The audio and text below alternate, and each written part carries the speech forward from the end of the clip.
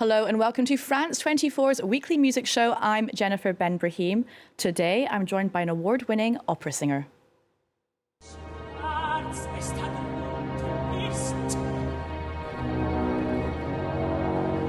She's performed in some of the most hallowed stages around the world, from the Royal Opera House to the Metropolitan Opera and La Scala. Norwegian soprano Lise Davidsen is now taking on one of the most iconic female leads, Salomé, at Paris's Opera Bastille. Now that's a tale of sex, religion, death and decadence. And she joins me in the studio to tell us more. Lise Davidsen, hello, and thanks for speaking to us. Thank you for having me. Now, before we plunge into this very dark, quite surreal universe of Salomé, we're going to talk about some of the big releases coming out this week. Now, the big one is that of superstar Billie Eilish. She's dropping Hit Me Hard and Soft. Now, it's her first new music in 3 years, following on from her Oscar win for What Was I Made For from the Barbie soundtrack. Now, she's just announced a world tour for later this year, as well as starring in the virtual world of Fortnite Festival. Now, that's a spin-off of the popular online video game platform. Now, the site is even giving fans an exclusive preview of one of the tracks off the album. This is Chihiro.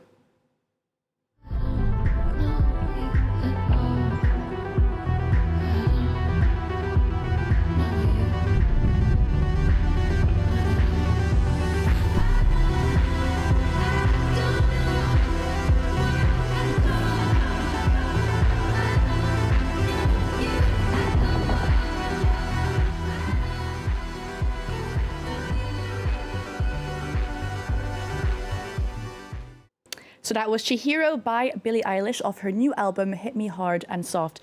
Now, Lise, just like Billie Eilish, you started your musical journey by singing and also playing the guitar as a teenager, as I mentioned. Now, I'm curious to know how you discovered opera and how you got into this world.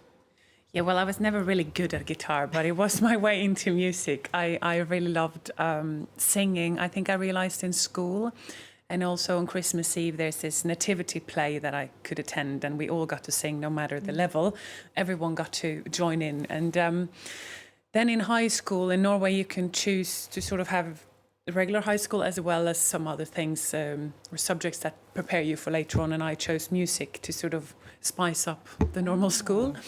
And then we had to train all kinds of things, pop music, musicals, and classical singing as well. And then I started singing in a choir, and slow and steady, I got more interested in classical music. First and foremost, actually, Baroque music and the early music. And I was a mezzo, soprano, alto at the time. And then later on, when I started studying in a university, then I was like, okay, I'm going to try this. I'm going to see if this is something I can do. But I'm not from a musical family. I mean, my family got to know opera together with me. Yeah, then it just became more and more important for me and more a dream that I wanted to see how far I could get and how good I could get in a way. Well, you've definitely gone very far with your career, that's for sure. Now, I want to talk to you about your leading role in Salomé. Congratulations. It's the iconic Richard Strauss piece, kind of inspired by the one-act tragedy by Oscar Wilde. Can you first start off by explaining to us the story of Salomé?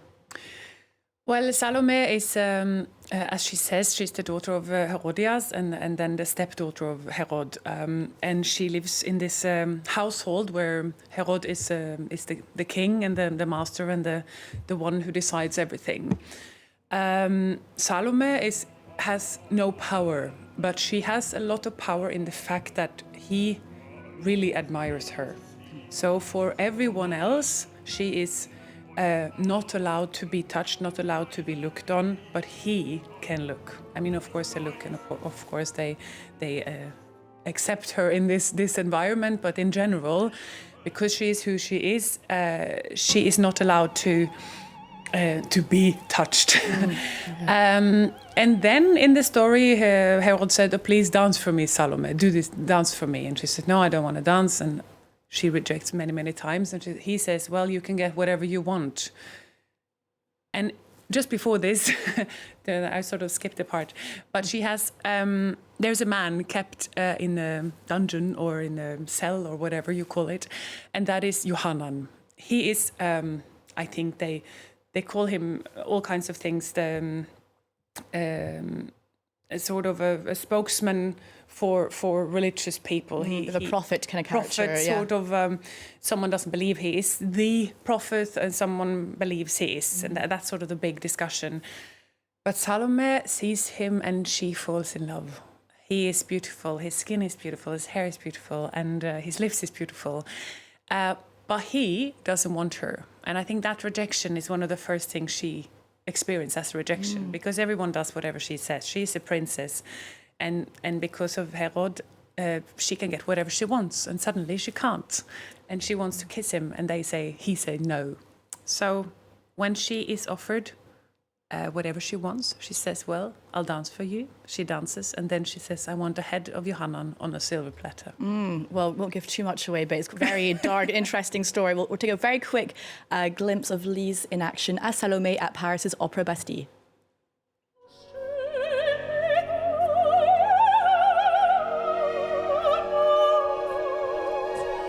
Weiche von mir, ich höre die Flügel des Todes, Engels im Palast.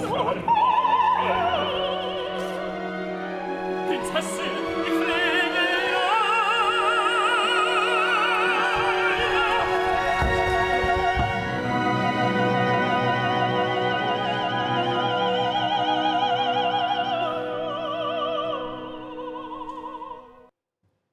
So that was Lise Davidsen in Salome. Now, I had a chance to see you in action last week, and I just absolutely loved how cinematic the staging was. It's really this incredible, like, dystopian universe. Well, that is the director Lydia Steyer's, actually, she should answer that. But I think it is put in this sort of post-apocalyptic world that where everything is broken, and you can see that it's not really a good environment. And I think she has this thought of Salome being very different from them.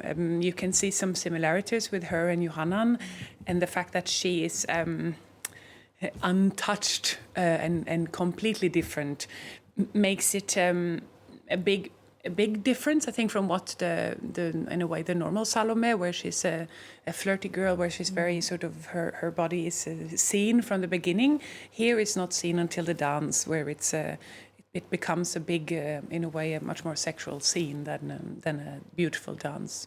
Yeah, she definitely isn't this prepubescent, girl that we usually see of her through time. She seems to be really taking back control of her narrative. Now, you also just finished a stint at the Met playing Leonora in Verdi's La Forza del Destino. Let's take a very quick look at you performing from Leonora's Act 4 aria.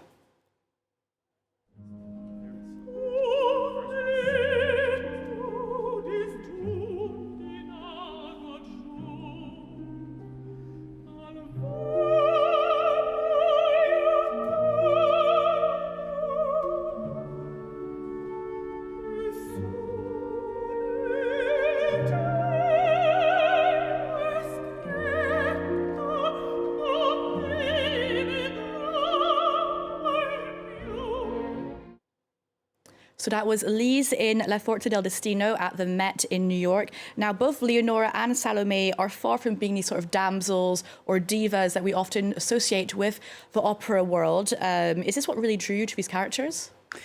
Yeah, well, I think my voice and my type, in a way, suits these different ladies. I mean, they're very, very different. I mean, Salome is a Greek figure, a historic woman in a way, and Leonora is in many ways just like you and me, with a different destiny. But I love a good story, and of course most of all the music, which is why I do this.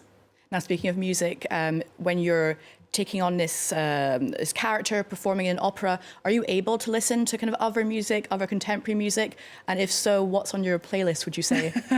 Yeah, I must say, I should probably say that I only listen to classical music, but that's not true, because I listen a lot to podcasts. By the end of my workday, there's been enough music, so then I listen to podcast or any pop, R&B, hip-hop sort of playlist when I'm out running or at the gym.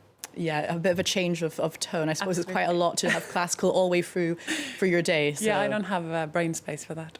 Well, this show has come to an end. It's gone really quickly, and I want to thank you for coming to speak to us on France 24. Now, a reminder that Lise is in Salomé at Paris's Opera Bastille, and that runs until the 28th of May. What can we see you in next? Do you have any plans or some holiday time, maybe? Well, I do a couple of concerts, one in Iceland, and then I go to Vienna. And then I go to Munich for the summer festival, and then I have some time off before I do my first stage Tosca in Berlin. Oh, wow. Okay, we'll definitely be keeping an eye out for that. Now, before we go, I want to share with you my song of the week, and that is 360 by Charlie XCX. Now, the British singer has enlisted a committee of hot internet girls, as she's called it, to star in her very meta video, including It Girl Julia Fox and actresses Chloe Sevigny and Rachel Sennett. Now, that track is from her upcoming and much anticipated new album, Brat, coming out in June. We'll leave you with that. Now, for more arts and culture, you can head to our website, and there's more news coming up on France 24 right after this.